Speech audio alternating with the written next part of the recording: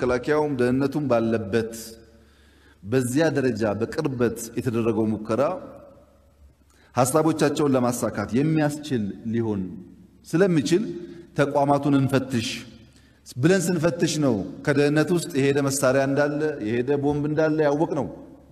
እስከዛ ጊዜ ድረስ መረጃ አልነበረንም። በዛም ጊዜ ቢሆን ጥርት ብሎ እንደዚህ አይነት መሳሪያ ይሄን ያክል ቁጥር ያለው ሚል አይታወቅም። ከእስራኤል የተገዛ በቀንም በማታም የሚሰራ በሌዘር የሚደገፍ ድምጽ የሌለው ለአሳሲኔሽን የሚውል ትጥቆች መሆናቸው እናውቃለን። ከዚያ ጊዜ ጀምሮ ከትግራይ ክልላዊ መንግስት ጋር ይህ ግለሰብ የሀገርና የመንግስት ሀብት ሰርቆ ሄዷል፣ ቢያንስ ሀብቱን አስመልሱ የሚለው 2-3 ወር የፈጀ ጭቅጭቅ ነበር የፈጠረው። ይሄ መስሪያ ቤት እንዳልኳችሁ ወታደር አለው፣ ሚዲያ አለው። አባይ ሚዲያ የሚባል የደህንነት ሹም ያቋቋመው የግል ሚዲያው ነው በመንግስት ሀብት።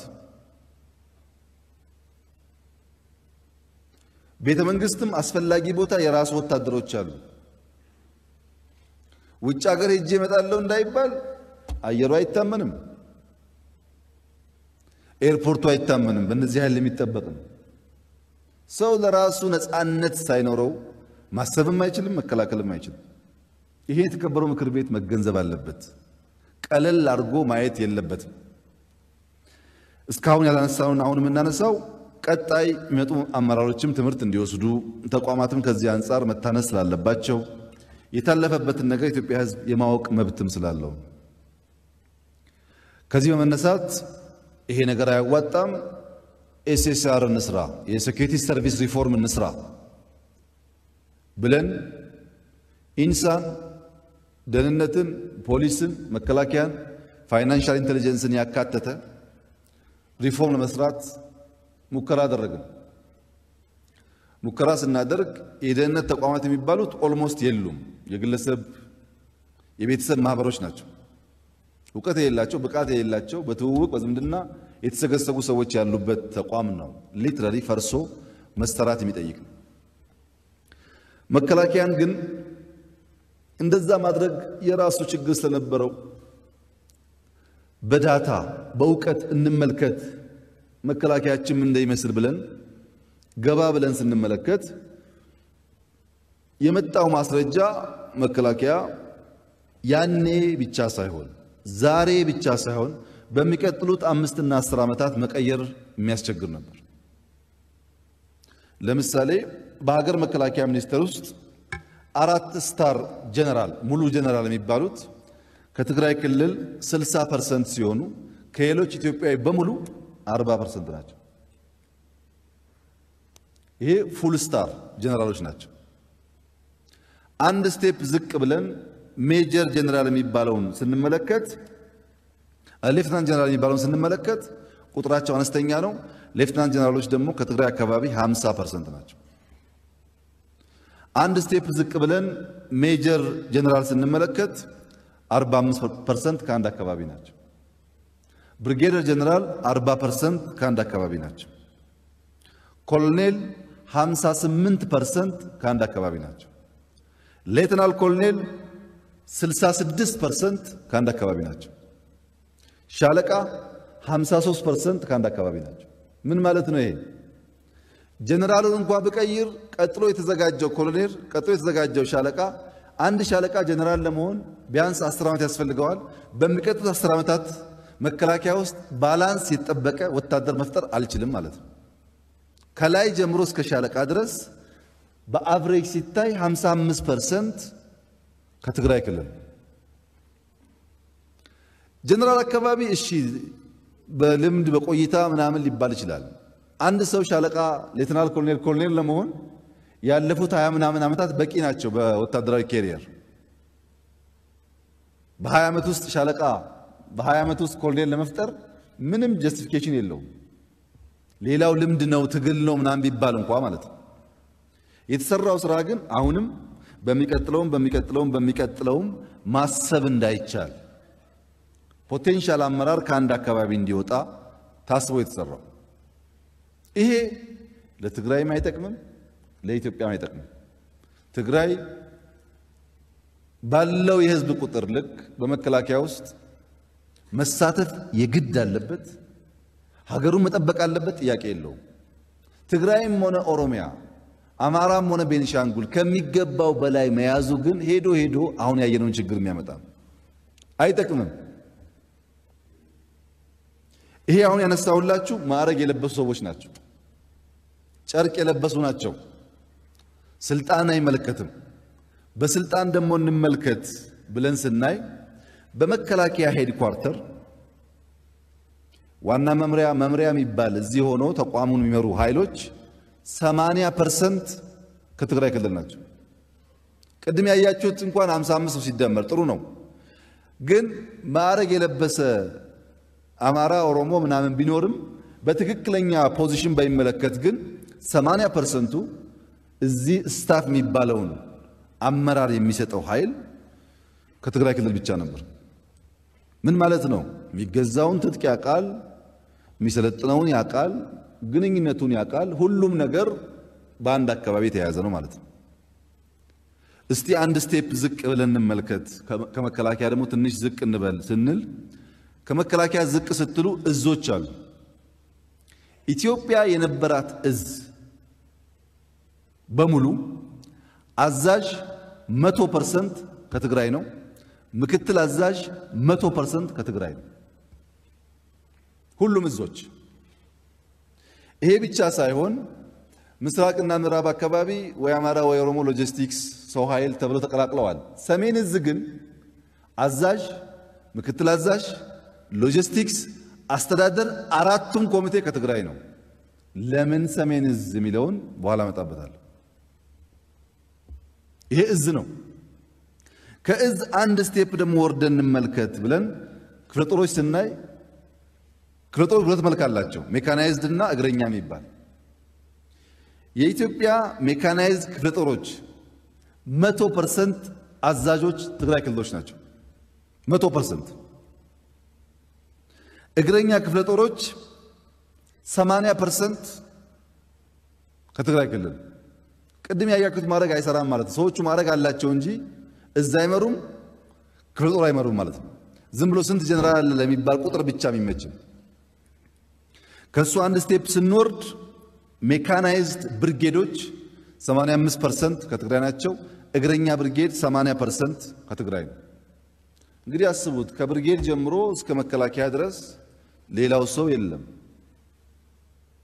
ምናልባት በስልጠና በምናምን ደግሞ የሚቀየር ነገር ካለ ስልጠና ተቋማት እንይ ብለን የመከላከያ ተቋማት ስንመለከት የመከላከያ ስልጠና ተቋማት 85% በትግራይ ልጆች ይመራል። ስለዚህ አዲስ ሰው እንኳን መምለን ብናስገባ ያው ችግር ነው ማለት ነው። ይሄ የተዛባ ነገር የትግራይ ሕዝብ ማወቅ አለበት፣ የኢትዮጵያ ሕዝብ ማወቅ አለበት። መደገም የለበትም። ሁሉም በሚገባው ልክ ነው ሼሩ መውሰድ ያለበት። በእርግጥ ፕሮፌሽናል መሆን እንደተጠበቀ ሆኖ ምክር ቤት ስላልሆነ ልክ እንደ ተወካዮች ምክር ቤት ከሁሉም ብሔር ጠብጠብ ሳይሆን ከሁሉም ብሔር የተሻለውን አሰልጥኖ አዘጋጅተው ሁሉን የሚመስል ኢትዮጵያዊ መከላከያ መፍጠር ያስፈልጋል። ይሄ ወደን ሳይሆን በህገ መንግስት በግድ የተቀመጠ ሐሳብ፣ ኢትዮጵያን የሚመስል መከላከያ መገንባት። እስቲ ለማንኛውም ስልጣን ላይ ያሉትን ሰዎች እንተውና ዘሆል አርሚው እንዴት ተገነባ፣ ስትራቴጂው፣ ፖሊሲዎቹ፣ መመሪያዎቹ፣ የስልጠና ዶክመንቶች እንመልከት ብለን የምናቃቸውን ማናቃቸውንም አስመጥተን ስንመለከት ምንም ጀነራል መሆን አያስፈልግም፣ ኮማንደር መሆን አያስፈልግም። አርሚው የተገነባበት ሰነድ ቀዩ መጽሐፍ 100% ከኢፌዴሪ ህገ መንግስት በድፍረት የሚቃረን መጽሐፍ ነው። መጽሐፉ የሚለው አንተ የፓርቲ ዘብ ነህ፣ አብዮታዊ ዲሞክራሲ ከተነካ ተዋጋ። ይሄ ምርጫ ምናምን ድራማ ሁሉ ውሸት ነው ማለት ነው። አብዮታዊ ዲሞክራሲ ከሌለ ያንተ የምትላት ኢትዮጵያ የለችም ይላል ጽሑፉ። የኢትዮጵያ ፋውንዴሽን የፓርቲ አይዲዮሎጂ ነው። የሱም ሚላት ኢትዮጵያና የሱም ማይላት ኢትዮጵያ የምትወሰነው ያ አስተሳሰብና ያ ፓርቲ ካለ ብቻ። ስለዚህ ሌላውን ብሔር ቢሆን ቁጥሩ በዛ ቁጥሩ አነሰ ትርጉም የለውም። የተገነባው በዚህ ሂሳብ ነው። ከዚያ በኋላ ይሄ ተቋም የተገነባበት ሁኔታ ለፓርቲ ያለው ውግንና የኢትዮጵያን መጻኢ ዕድል ከመወሰን አንፃር አደገኛ ነው የሚል ግልጽ የሆነ ግልጥ ያለ ሐሳብ ነበረ። ማሰብና ሐሳብን ኤክስኪዩት ማድረግ ለየብቻ ነው። ለምሳሌ ሲዳማ ክልል ወላይታዎች ሲጨፈጨፉ እዛ አካባቢ የነበረው አዛዥ አሁን መገናኛ ቆራርጦ ወታደር ያስጨረሰው ግለሰብ ነው። መረጃ አለን ግን ማስረጃ የለንም። ወላይታ ሲዳማ ገደለኝ ይላል። ወላይታና ሲዳማ አይገዳደልም፣ አብሮ የኖረ ነው።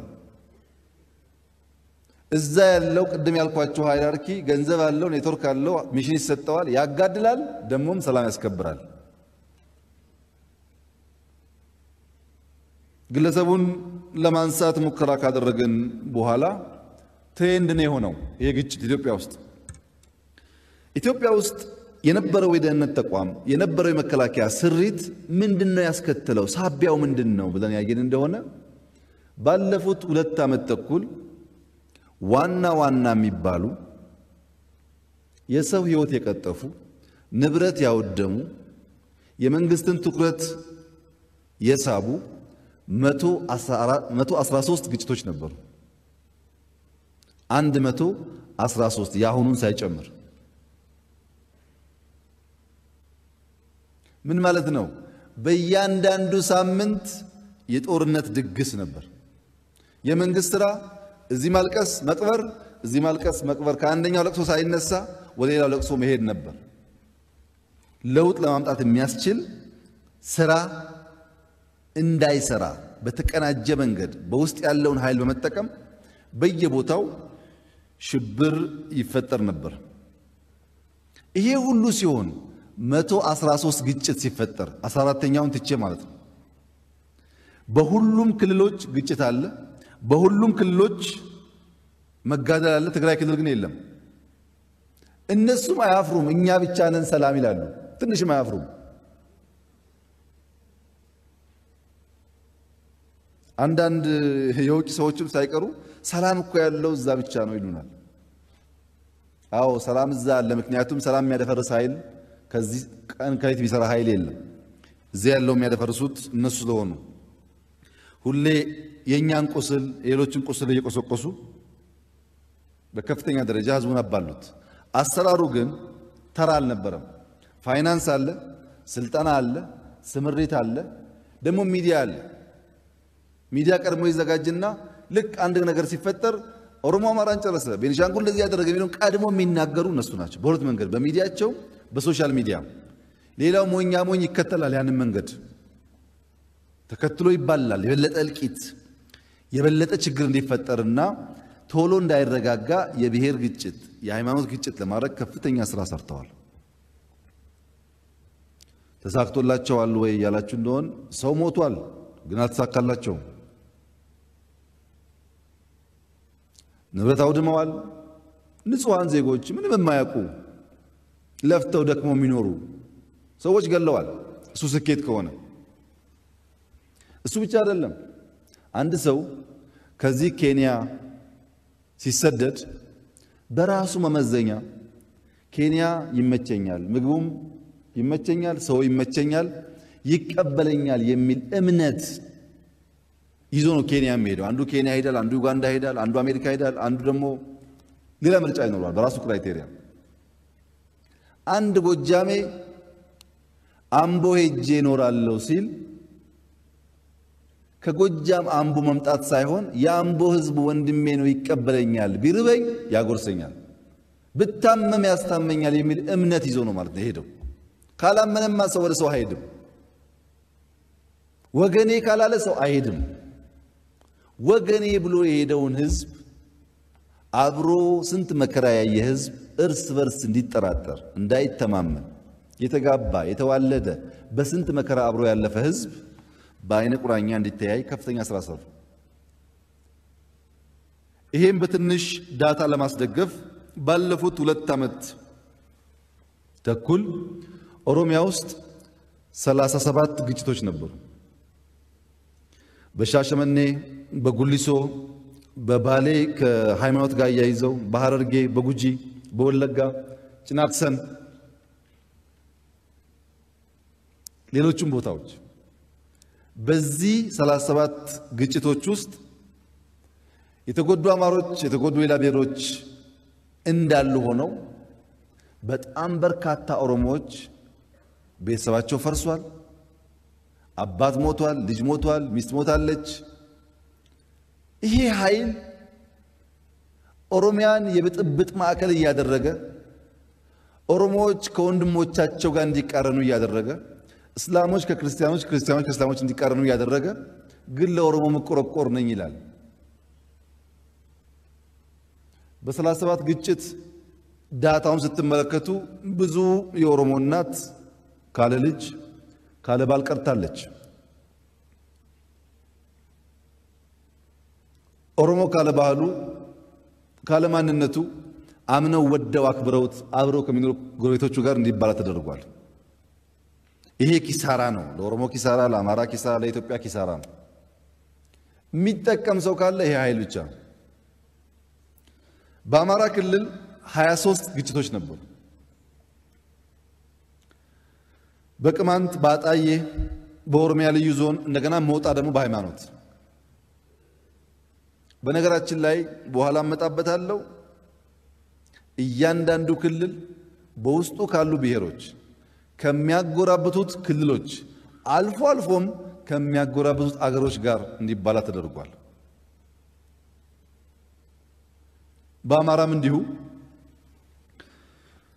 ብዙ ሰዎች ሞተዋል።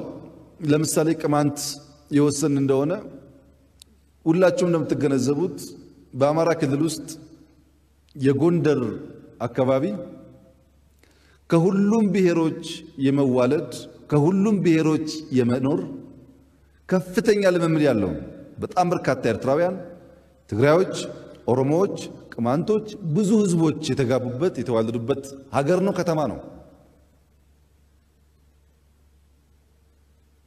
ቅማንትና አማራ ብሎ መለየት በማያስችል ደረጃ እያንዳንዱ ቤተሰብ የተጋባ ነው። በአማራ ክልል ያሉ አመራሮች ቁጥራቸው የማይናቅ ሚስቶቻቸው ቅማንቶች ናቸው። ልጆቻቸው ከእናት ቅማንት እናትና ከአማራ የተወለዱ ናቸው። አንድ ቤተሰብ ናቸው። አንድ ቋንቋ፣ አንድ ባህል፣ አንድ ወግ ያላቸው ህዝቦች ናቸው። አያውቁትም ይሄንን ግጭት። ግን ይሄ ግጭት ስፖንሰር ተደርጎ በአማራ ክልል ሰላም እንዳይኖር፣ ሰዎች እንዳይኖሩ፣ በብሔር እንዲጋደሉ በጣም በርካታ ስራ ተሰርቷል። ብዙዎች ተጎድተዋል። በዚህ ብዙ ንጹሃን ዜጎች ተጎድተዋል። በቤኒሻንጉል 15 ግጭቶች ነበሩ። መተከል፣ አሶሳ አካባቢ ከኦሮሚያም ከአማራም ማፈናቀል ጋር የሚያያዝ ዳንጉር፣ ያው እንደምትሰሙት ነው። አርሶ አደር ወደ ማሳ ወጥቶ ተገደለ የሚል ዜና መስማት የተለመደ ሆኗል ባለፉት 2 ዓመታት ኢትዮጵያ ውስጥ። አዲስ አበባ ላይ 14 ግጭቶች ነበሩ። ከግጭቶቹ ሁሉ የሚገርመኝ ግን የአርቲስት ሃጫሉ ሁንዴሳ ግድያ የሚመለከት የሃጫሉ ሁንዴሳ ግድያ 10 ገደማ ሰዎች በሃጫሉ ካታጎሪ እንዲገደሉ የታሰቡ ነበሩ። ብልጽግና ውስጥ ያሉ ኃላፊዎች፣ ከብልጽግና ውጭ ያሉ ተቃዋሚ ፓርቲ ኃላፊዎች፣ እንደዚህ ስማቸው የሚታወቅ ሰዎች በመግደል ሽብር ለማፋፋም መጀመሪያ ከኦሮሚያ አካባቢ የተወሰነ መግደል፣ ከዛ ከአማራ አካባቢ ኃላፊዎች መግደል፣ ግጭቱ የኦሮሞና የአማራ ማስመሰል ሰፊ ስራ ተሰርቷል። ሃጫሉን አጥተናል። ሌሎቹ እንዳይሳኩ በጣም ብዙ ሙከራ ስራ ተሰርቷል። የሃጫሉ በተለይ የሚገርመኝ ከጥቂት ወራት በፊት ዓመት በፊት ሃጫሉ ሁንዴሳ እንዴት በቲቪ ታየ፣ በኦሮሚያ ቲቪ ታየ ብለው ቁም ስቅላችን ያሳዩን ሰዎች፣ በግምገማ መከራ ያበሉን ሰዎች የኦሮሞ ታጋይ ሃጫሉ ተገደለ ብለው በቲቪያቸው አስተላልፉ።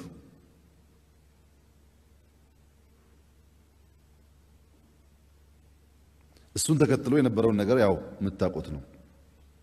በጋምቤላ 7 ግጭት ነበር። በጋምቤላ ክልል ብቻ ሳይሆን በካምፕ ስደተኞች ካምፕ ጭምር ግጭት ነበር። በደቡብ የጌዲዮን ታውቃላችሁ፣ ጉራ ፈርዳ ላይ፣ ኮንሶ ላይ፣ ሚዛን ቴፒ ላይ፣ በሌሎችም አካባቢዎች በተለየ ጌዲዮ በጣም የሚገርመው በጌዲዮና